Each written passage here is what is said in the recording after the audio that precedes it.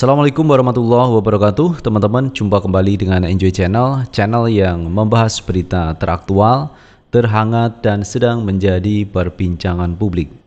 Sahabat Enjoy Channel, kali ini yang akan kita bahas yaitu mengenai Pak Anies Baswedan, di mana kemarin Pak Anies ini dideklarasikan menjadi calon presiden dari PKS, Partai Keadilan Sejahtera, secara resmi mendeklarasikan Anies sebagai calon presiden dari PKS. Di mana sebelumnya Pak Anies juga sudah dideklarasikan menjadi calon presiden dari Partai Nasdem. Nah, sekarang tinggal Demokrat, kapan Demokrat mendeklarasikan di internalnya, di Demokrat sendiri untuk mengusung Anies.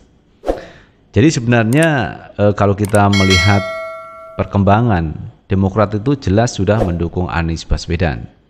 Dan kemarin sebenarnya kalau bisa deklarasi itu bersama-sama, tiga partai, PKS, Demokrat, dan Nasdem. Namun hari ini PKS sudah mendahului mendeklarasikan. Nah, kalau sudah seperti itu teman-teman, ini saya melihat kekompakan ketiga partai ini semakin hari semakin solid dan semakin kuat. Tinggal sekarang membicarakan siapa calon wakil presidennya.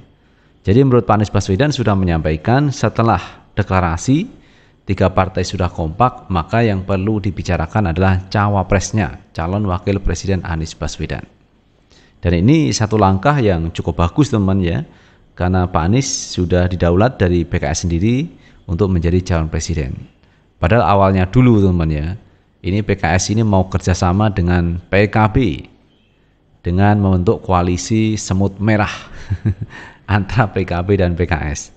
Tetapi itu pun ambiar di tengah jalan teman, tidak jadi. Kemudian PKB bekerja sama dengan Gerindra ini ingin berkoalisi maju di 2024. Tetapi sampai hari ini pun siapa capresnya ini belum jelas. Apakah Prabowo Subianto ataupun Muhaimin Iskandar. Sementara pihak Muhaimin ini kalangan PKB mendorong Muhaimin sebagai calon presiden. Nah, berarti kalau dua-duanya maju menjadi calon presiden kan tidak jadi akhirnya.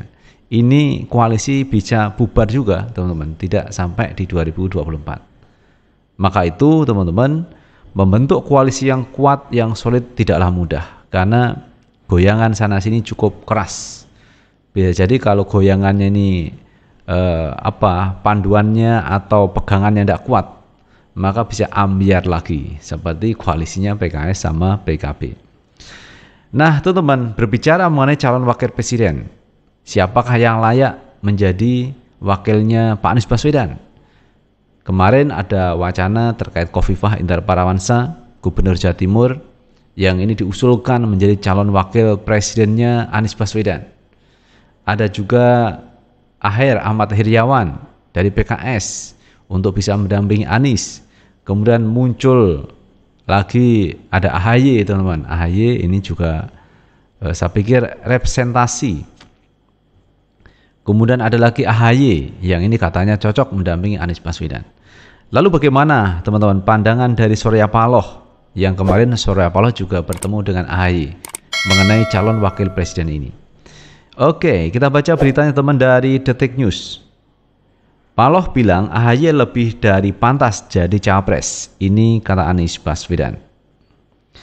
Ketua Umum Partai Nasdem Surya Paloh menyebut Ketua Umum Partai Demokrat Agus Harimurti Yudhoyono pantas menjadi calon wakil presiden, cawapres Anies Baswedan. Menjawab itu, Anies menilai saat ini masih tahap konsolidasi koalisi. Pokoknya sekarang ini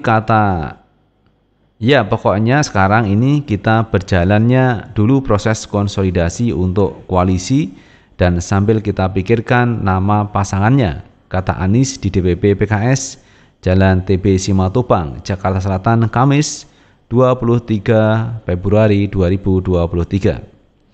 Anies menyebut pembicaraan soal capres yang akan mendampinginya masih terus berlangsung. Untuk sekarang masih dalam tahap pembicaraan soal koalisi. Jadi pembicaraan tentang pasangan memang masih terus berlangsung. Dan pada fase ini adalah fase penyusunan konsolidasi koalisi. Nanti sesudah koalisinya selesai baru ke tahap berikutnya, Kita bersama-sama memikirkan soal pasangan, kata dia.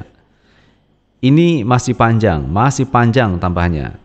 Surya Paloh sebelumnya memuji Agus Harimurti Yudhoyono saat keduanya bertemu di markas Demokrat.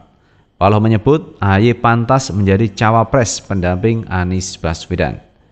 Anies diketahui merupakan calon presiden yang diusung dari Partai Nasdem di Pilpres 2024. Paloh menilai AHY cocok berpasangan dengan Anies karena salah satu alasannya bahwa parasnya yang ganteng. Ini lihat aja orang yang begini sebelah saya ini.